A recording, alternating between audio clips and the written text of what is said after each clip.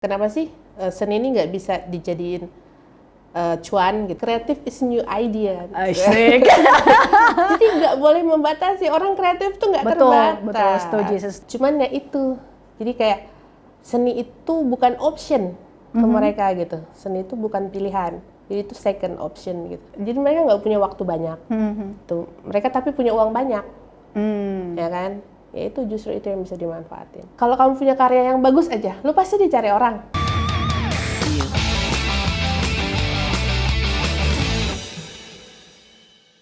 Tribuners, seperti yang kita ketahui bersama ya, industri kreatif Indonesia itu beberapa waktu terakhir telah memberikan kontribusi yang besar nih terhadap perekonomian Indonesia sendiri. Bahkan mungkin bagi kalian yang belum tahu, industri kreatif Indonesia itu ternyata merupakan salah satu yang terbesar loh di dunia. Bahkan pada tahun 2020 lalu telah berhasil menyumbang kurang lebih 1,2 triliun rupiah pada PDB kita, dan ini menempatkan industri kreatif Indonesia pada posisi ketiga terbesar setelah Korea Selatan. Nah, bahkan pada tahun 2018 sendiri, Tribuners ya, tercatat bahwa industri kreatif itu memberikan kontribusi sebesar 7,44% terhadap total perekonomian nasional kita. Wah, ternyata gede banget Tribuners ya. Nah, dan jenis-jenis dari industri kreatif sendiri itu sebenarnya cukup banyak sih, kurang lebih kalau misalnya kalian coba cek nih di Google ada sekitar 16 hingga 17 jenis ya. Tapi kali ini secara spesifik kita akan membicarakan mengenai perkembangan industri kreatif berupa fashion, kriya dan juga seni rupa yang ada di Balikpapan. Dan untuk itulah Tribuners, pada Obsesif edisi kali ini kita sudah kedatangan salah satu narasumber kita, yaitu ada Mbak Sophie Razak. Halo Mbak. Hai. Kalau boleh tahu Anda ngapain ya di sini ya? Ya, duduk-duduk aja. Oke, Tribuners, untuk kalian ketahui ya, Mbak Sophie ini sendiri merupakan founder dari Rumah Seni Nirmana. Nah, langsung saja nih Mbak Sophie, apakah itu sebenarnya Rumah Seni Nirmana itu Mbak Sophie? Oke, ya terima kasih loh Mbak Bella, saya sudah diizinkan duduk di sini ya. Sama-sama Mbak. Dingin biasanya, saya nggak. AC baru soalnya. AC baru ya, alhamdulillah. Oke, Rumah Seni Nirmana, wah tadi keren banget ya datanya ya. Ya, jadi Rumah Seni Nirmana mungkin salah satu dari ruang pembelajaran sih sebenarnya kalau ada di Balikpapan. Jadi Rumah Seni Nirmana itu kadang-kadang saya juga bingung ya mengartikan seperti apa. Tapi kalau menurut saya Rumah Seni Nirmana itu kayak rumah keduanya teman-teman gitu loh. Jadi kayak second home-nya buat mereka yang memang punya ide, memang punya talent, memang punya kesamaan frekuensi lah ya. Zaman sekarang tuh bahasa itu frekuensi, sefrekuensi gitu di bidang industri kreatif. Oke. Nah, sebelum kita lebih jauh nih membahas terkait dengan Rumah Seni Nirmana, kita mau tanya dulu nih terkait dengan background dari Mbak Sophie sendiri. Sebenarnya sebelum membangun rumah seni ini, Mbak Sophie itu seorang apa sih sebenarnya? Gak mungkin kan gue seorang kapiten. Background maksudnya dari mana ya? Oke. Mungkin dari tahun 2000 sekitar 2006 ya. Aduh, ketahuan banget ya gue zaman Majapahit lahirnya 2006-an gitu. Aku udah sering banget punya komunitas kecil, komunitas seni, komunitas kayak gitulah. Seneng nonton film, terus seneng juga ikut pameran, galeri ke galeri kayak gitu-gitulah. Jadi ya emang backgroundnya suka gitu. Emang suka dengan hal-hal yang berbau seni gitu. Jadi awalnya ngebentuk komunitas namanya Balikpapan Art Foundation. Jadi sama teman-teman itu kita sering ngadain event.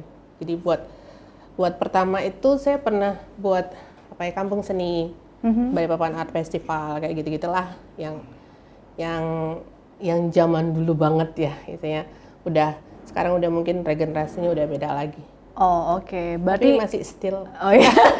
Berarti itulah yang menjadi mungkin background gitu ya, latar belakang yang pada akhirnya Mbak Sophie berniat untuk membuka Rumah Seni Nirmana seperti itu. Berarti udah jalan berapa tahun nih sampai dengan hari ini? Kalau hitung dari awalnya itu ya waktu masih muda lah ya. Masih muda banget itu. Ya sekitar 15 tahun lah. 15 tahun ya? Jadi ya, actually saya itu percaya diri lah dengan adanya Rumah Seni Nirmana karena saya juga berasal dari circle yang seperti itu udah nggak apa ya, dan beberapa ini kecil ya. Jadi ya percaya diri aja. Jadi awalnya dari teman-teman sering kita buat malam puisi, terus kita buat apa segala macam, terus kepikiran ya wes lah, kenapa sih seni ini nggak bisa dijadiin cuan gitu, nggak bisa dijadiin salah satu opsi gitu ya. Karena kan kita ini kota pekerja ya, betul. Ya kota vokasi ya, bahasa kerennya itu kota vokasi gitu. Vokasi. Ada nggak sih ruang-ruang seperti itu diberikan kayak gitu dari teman-temannya? Ini udah mulai tunjuk-tunjukkan, ya udah lu aja yang buat. Terus kalau tunggu-tungguan kapan gitu ya? Tunggu-tungguan kapan ya wes lah buat kayak gitu. Oh, oke. Berarti mungkin bisa sedikit digambarkan kepada kami Mbak Nirma terkait dengan Mbak Nirmana lagi. Gara-gara namanya rumah seni Nirmana jadi panggil Mbak Nirmana gitu ya. Terkait dengan ada rumah seni ini, kegiatan apa sih sebenarnya yang sudah dilakukan oleh teman-teman sendiri di dalam rumah Nirmana? Eksisnya sih sebenarnya baru 5 tahun ya, sekitar 5 tahunan gitu.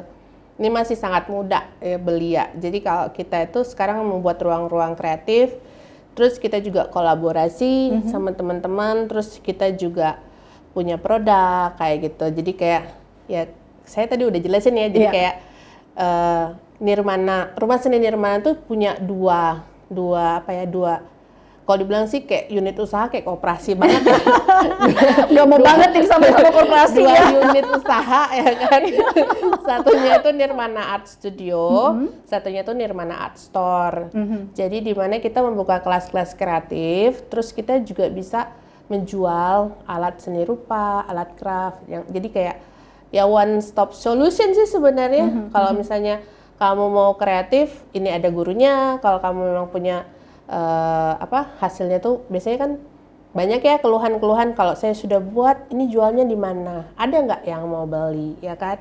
Betul. Terus kalau misalnya dihargain juga kan sekarang tuh kompetitif ya harganya itu, jadi yang lain bisa lebih murah ya, kita punya pasar sendiri lah, kita bisa. Jadi istilahnya ya apa gunanya komunitas gitu. Betul. Kalau tidak saling mensupport ya enggak. Oke, kalau boleh tahu nih di Rumah Seni Nirmana sendiri ada berapa macam seni sih yang diwadahi nih kira-kira? Karena kan namanya rumah seni kan, takutnya tuh orang salah mikir semua jenis seni ada di situ gitu. Gimana kira-kira? Oh ya? Saya tidak menutup kemungkinan untuk apapun. Oke, berarti semuanya ada di situ dan pengajaran juga tersedia. Kreatif is new idea. Asik. Jadi nggak boleh membatasi, orang kreatif tuh nggak terbatas. Betul, setuju. Kalau boleh tahu berapa banyak nih anggota aktifnya sampai dengan hari ini? Anggota aktifnya kita sebenarnya nggak ada rekrutmen ya, keanggotaan apa segala macam gitu. Cuman yang sering-sering ngumpul aja ya, paling nggak banyak sih, kayak gitu dari awal sampai akhir. Kalau disebutin satu-satu sih, ya kayak tergantung mereka bisa sharing apa. Kan sering tuh ada kelas-kelasnya kan, sharing apa aja segala macam. Ya nggak sampai 100 sih Mbak, kayak gitu. Jadi nggak sebanyak itu. Cuman ya emang misalnya satu orang bisa buat ini, buat itu gitu. Jadi kayak ya nggak tahu sih kalau kumulatifnya berapa, tapi so far ya lumayan lah. Oke, berarti ada sekitar puluhan sampai dengan seratusan seperti itu ya, dan anggota aktifnya pun ya mungkin sekitar puluhan seperti itu ya Mbak ya, tapi sebenarnya masih ada aja gitu. Nah kalau menurut pandangan dari Mbak Sophie sendiri, kira-kira gimana sih lingkungan atau perkembangan dari industri kreatif ada di Balikpapan sejauh ini? Apakah sudah cukup membanggakan kah, atau mungkin membuat meradang nih dan membuat kita jadi berbelas kasihan ya kira Mbak Sophie, gimana tuh? Meradang, panas gitu. Gimana Mbak Sophie? Kalau 2 tahun terakhir ini ya, sebelum pandemi lah, 3 tahun terakhir ini saya udah melihat pergerakan yang cukup signifikan ya. Jadi kayak anak-anak mudanya udah mulai bergerak, apalagi ada sosmed ya. Jadi jarak antara kota kita dan kota yang lain tuh kayaknya udah gak terlalu jauh kayak yang zaman dulu gitu. Jadi kalau mau dibilang industri kreatif kan banyak ya, gitu. Betul. Jadi luas sekali. Cuman kalau lihat dari progresnya, better sih, lebih baik gitu sekarang. Maksudnya semakin baik karena edukasinya udah nggak perlu lagi dari door to door ya, karena udah sosmed apa segala macem kayak gitu. Dan orang Balikpapan juga terbukti sebenarnya lebih kreatif sih menurut saya. Kalau saya sering ngobrol-ngobrol sama yang lain, idenya mereka tuh cukup bagus, terus skillnya juga punya. Ya, cuman ya itu.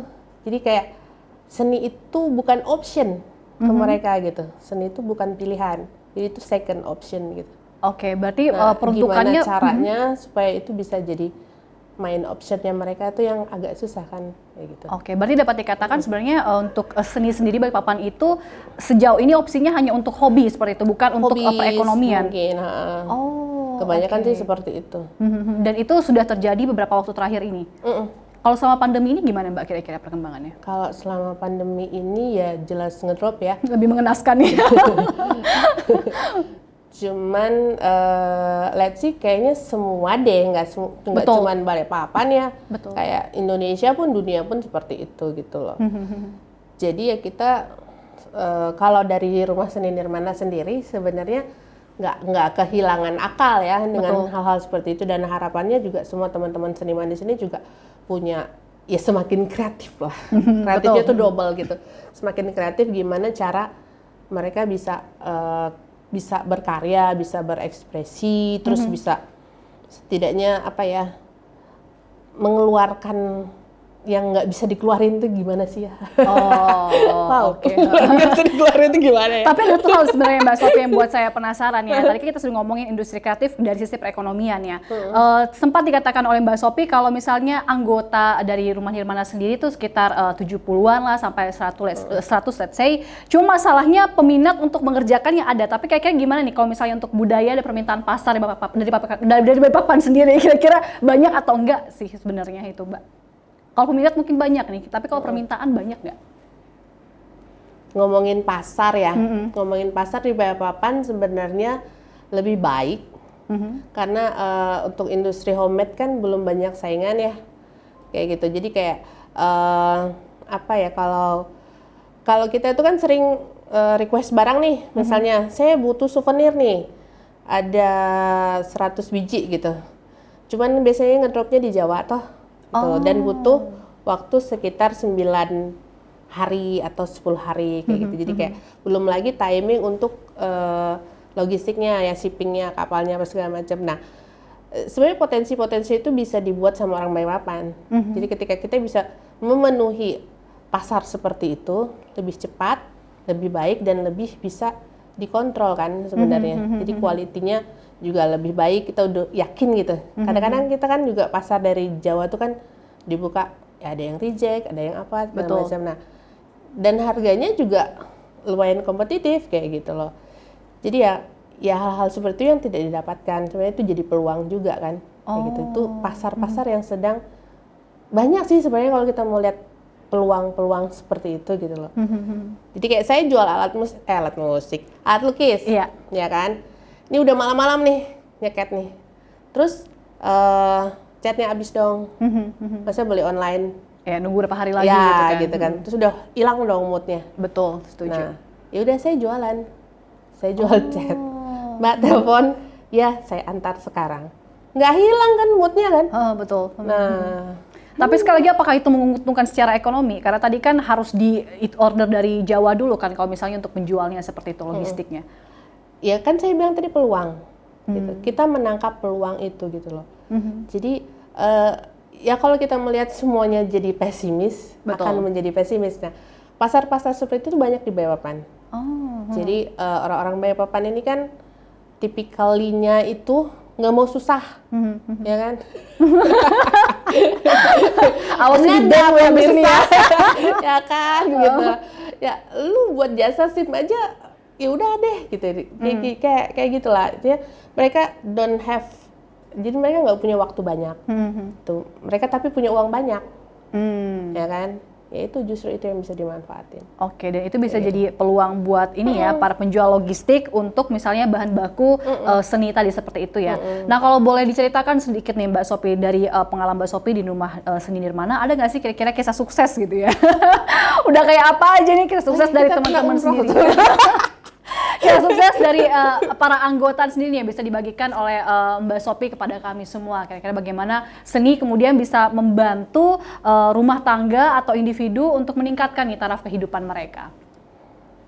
Sebenarnya goals kita nggak ke situ sih. Oke. Jadi ya kalau lu mau sukses ya kita support gitu ya. Tapi kita nggak punya goals yang tahun ini harus ada berapa yang sukses gitu, kagak gitu. Jadi kayak ketika kita bilang sukses, ya alhamdulillah sih teman-teman di sini juga kan kita lihat dari reordernya kan, ya kebacanya dari situ aja sih. Jadi kayak teman-teman tuh udah mulai banyak pesanan, teman tuh udah punya pelanggan tetap, itu juga udah senang gitu. Jadi kayak ada yang kan belinya di mana? Oh kemarin tuh pesan sama, jadi kayak gitu deh saluran yang kalau masalah kisah sukses kebanyakan sih mereka lebih jadi tahu gimana cara menjual diri gitu ya. Jelek banget gitu ya. Menjual diri tanda kutip, Iya. ya kan? Akhirnya ya mereka lebih confidence gitu dengan produknya. Oh ternyata produk saya ini punya pasar ya Mbak. Jadi selama ini kan nggak tahu gitu ya kan. Ya kan pasti orang tuh juga ya ini namanya industri seperti ini kan handmade ya, apalagi saya spesialnya handmade, jadi nggak bisa kayak pabrik sekali banyak kayak Betul, gitu. nggak Jadi bisa massal gitu ya. ya asal so far jalan aja gitu, pelan-pelan dan konsisten. Ya, dan tadi udah disinggung juga oleh Mbak Sophie bahwa sejauh ini ya yang dilihat oleh Rumah Seni Nirmana itu seni di Balikpapan itu masih menjadi opsi buat hobi seperti itu ya, buat misalnya buat refresh pikiran seperti itu, belum untuk opsi sebagai apa istilahnya perekonomian yang benar-benar jadi mata pencarian utama seperti yang Mbak Sophie ya. Nah kalau misalnya terkait dengan produk sendiri nih, produk dari seni ya, kira-kira kalau misalnya untuk pasar Balikpapan tuh mereka tuh lebih cenderung ke produk seperti apa sih, fashion kah atau bagaimana tuh?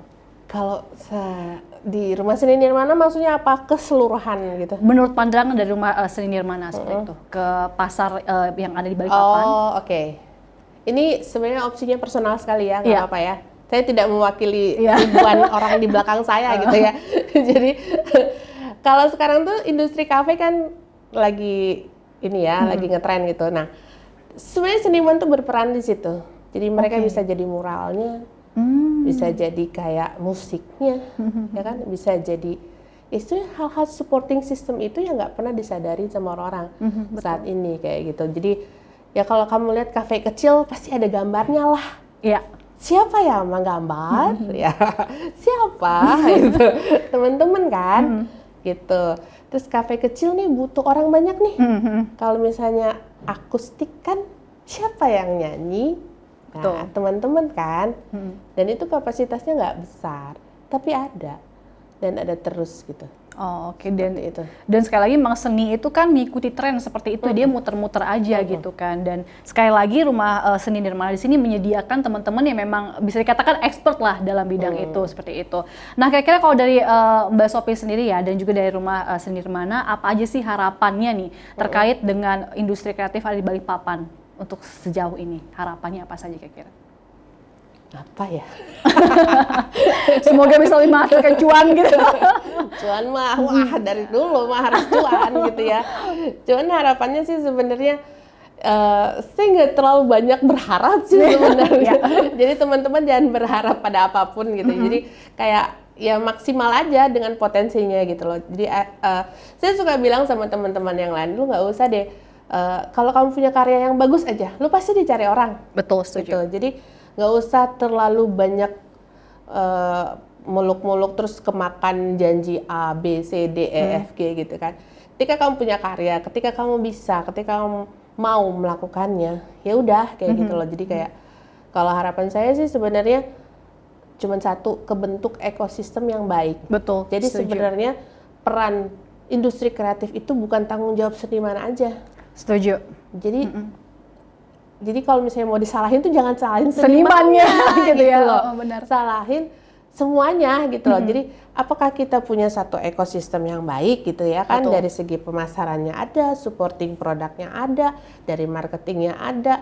Ya, seniman kan taunya cuman gimana dia mengolah feelingnya, ya kan? Gimana dia mengolah kreativitasnya seperti itu. Nah, pemerintah juga ada regulasi. Jadi memang kita nggak bisa kerja sendiri-sendiri gitu loh. Jadi harapannya itu sinergi terus. Sinergi karena mengembangkan industri kreatif itu nggak bisa cuma sendirian. Semua itu sama-sama gitu loh. Ya harapannya kayak gitu sih. Jadi ada kebentuk ekosistem yang istilahnya apa ya, genap gitu. Kayak sekarang tuh nggak genap-genap gitu kan. Masih Nanti ganjil. Nanti yang lain kerjaan ini, yang satu ngerjain ini, yang satu ngerjain ini. Kalaupun misalnya kita kayak ngomongin seni rupa aja ya, seni rupa ada nggak galeri di sini? Ya. Nggak ada kan? Terus ada nggak buyernya? Ya kan, yang beli lukisan tuh ada nggak? Kayak gitu-gitu loh. Nah itu kan kalau misalnya kita bandingin di Balikpapan sama di kota yang lain kan mereka udah tercipta gitu loh, sudah ada kebentuk ekosistem kayak gitu. Nah di Balikpapan kan harapannya ada seperti itu gitu loh. Jadi nggak usah ngelukis terus. Maksudnya lukis sudah ada gitu. Cobalah di bidang yang lain kayak gitu. Misalnya ketika saya mau jadi apa nih, pemburu lukisan nih Mbak, wah keren. Ya monggo silakan gitu ya. Saya mau buka galeri nih Mbak, ya itu lebih baik kayak gitu. Selama kamu memang bukan tapi saya pengen ini Mbak, tapi saya nggak punya apa ya, kayak saya nggak punya darah seni, saya nggak punya bakat seni, ya nggak masalah. Yang penting kamu menggenapkan itu dan mensupport industri kreatif itu sebenarnya udah baik. Oke. Gitu. Dan itu bisa jadi salah satu kiat juga ya, bukan hanya untuk seniman saja, tetapi juga kepada kita yang hanya penikmat seni gitu, yang nggak bisa ngapa-ngapain gitu, nggak bisa ngelukis. Bisa. Nah, mulai dari sekarang tuh bisa gitu Iya, ya betul. kan. Jadi jangan cuman ya Balikpapan gitu. Doing something lah kayak rumah seni Nirmana. Sekali lagi ya gitu. Dan itu dia Tribuners, kita berharap banget ya Mbak Sophie dengan adanya Rumah Seni Nirmana ini bisa mendorong teman-teman seniman dan juga bisa memperkenalkan nih produk-produk dari teman-teman seniman kepada kami gitu ya, selaku penikmat seni gitu. Bukan hanya penikmat senja saja nih, penikmat seni juga harus diadakan nih Balikpapan. Bener nggak Mbak? bener. Setuju? Tos dulu dong. Oke deh. Itulah dia Tribuners ya, Obsesif edisi kali ini kita ngobrol bareng dengan Mbak Sophie Rajak selaku founder dari Rumah Seni Nirmana. Kita berharap sekali lagi ya, supaya kiranya industri kreatif di Indonesia khususnya di Balikpapan ini bisa maju ke depannya dan juga bisa membantu perekonomian Indonesia. Untuk itulah Tribuners, saya Bel Evangelista dan juga Sophie Rajak. pamit undur diri dulu, sampai jumpa di Obsesif berikutnya. Bye.